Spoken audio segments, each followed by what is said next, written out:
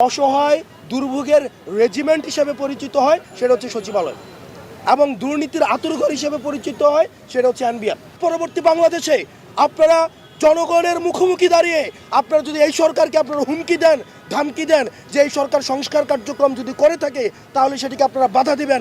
আপনারা মনে রাখবেন এই জনগণ আপনাদের বিকল্প খুঁজে নেবে।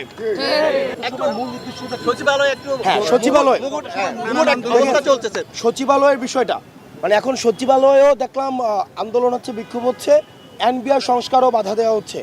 দেখেন, আমরা আপনাদেরকে বলতে চাই, যখন 5ই আগস্টের জুলাই গণঅভ্যুত্থান চলছিল আপনারা কিন্তু কালো ব্যাজ ধারণ করে শেখ হাসিনাকে সমর্থন জানিয়ে আপনারা হচ্ছেন অফিস করেছেন।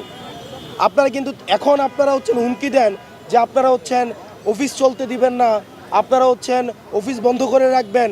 5ই আগস্ট কিন্তু আপনাদের এই হিম্মতটা ছিল না যে শেখ হাসিনার চোখে আঙুল দিয়ে শেখ হাসিনার ক্ষমতাকে প্রশ্নবিদ্ধ করে আপনারা কিন্তু তখন কেউ পদত্যাগ করেননি।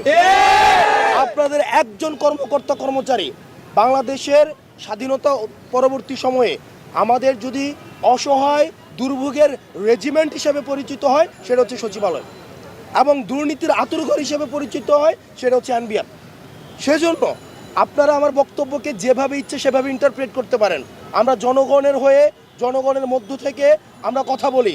আপনারা 5ই আগস্ট পর্যন্ত আমরা কঠিন ভাষায় শক্ত ভাষায় বলতে চাই, 5ই আগস্ট পর্যন্ত আমরা দেখেছি যদি হাসিনা না পড়তো, যদি ফ্যাসিবাদ সরকার টিকে যেত, আবার ঠিক কিন্তু আপনারা এই ফ্যাসিবাদী সরকারের পদলেহন করে, এই আওয়ামী লীগ সরকারের পদলেহন করে কিন্তু আপনারা আবার চাকরি করতেন। সুতরাং আপনারা যদি এই 5ই আগস্ট পরবর্তী বাংলাদেশে আপনারা জনগণের মুখোমুখি দাঁড়িয়ে আপনারা যদি এই সরকারকে আপনারা হুমকি দেন, ধামকি দেন যে এই সরকার সংস্কার কার্যক্রম যদি করে থাকে তাহলে সেটিকে আপনারা বাধা দিবেন। আপনারা মনে রাখবেন এই জনগণ আপনাদের বিকল্প খুঁজে নেবে।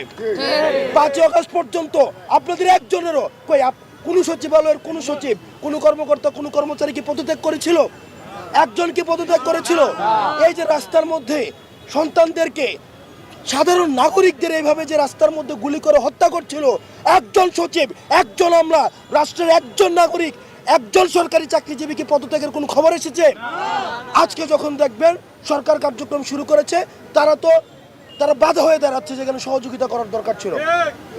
আমাদের জীবন থাকতে আমরা স্পষ্ট ভাষায় বলতে চাই, হাসনাত আব্দুল্লাহ বেঁচে থাকতে, বাংলাদেশে লক্ষ লক্ষ হাসনাত আব্দুল্লাহ রয়েছে, বেঁচে থাকতে এই সংস্কার কার্যক্রমের যদি বাধা বিশেষ করে সচিবালয় থেকে আসে সেটা কঠোর হস্তে সেটাকে জনগণকে সাথে নিয়ে সেটাকে প্রতিরোধ করা হবে। আপনারা এটা ভাববেন না যে আপনাদের বিকল্প নাই, জনগণ বিকল্প খুঁজে নেবে। সুতরাং সরকারকে সহযোগিতা করুন, সংস্কার কার্যক্রমকে সহযোগিতা করুন।